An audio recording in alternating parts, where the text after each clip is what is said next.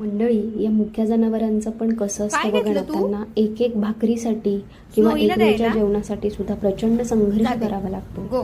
पण माणसाचं तसं नाहीये. माणसाला काही गोष्टी खूप इझिली मिळतात, तरी पण त्याला ना नीट जगता येतं ना नीट हसता येतं. It's a part of life. पण जितकं काही होता येईल तेवढं मुक्या प्राण्यांसाठी, रस्त्यावरच्या कुत्र्यांसाठी, मांजरांसाठी, प्राण्यांसाठी नक्की करत जा.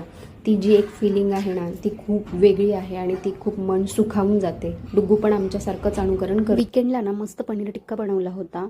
ओव्हनमध्ये बनवला होता, अगदी घरच्या घरी झटपट बनवला होता. घरच्या साहित्यामध्ये खूप मस्त झाला होता, एकदम भारी झाला होता. आणि त्याचा जो सुगंध अख्ख्या घरामध्ये दरवळत होता. आणि त्याला स्मोकी फ्लेवर येण्यासाठी मस्त असा कोळसा गरम करून त्याचा स्मोक दिला होता. मस्त झाला होता. रेसिपी लवकरच शेअर करेन. आणि जर तुम्ही तुमच्या एरियामध्ये पेट्सना, ॲनिमल्सना खायला घालत असाल तर कमेंट करून नक्की सांगा. आणि ती फिलिंग तुम्हाला कशी असते, कशी येते तेही कमेंट करून सांगा. धन्यवाद.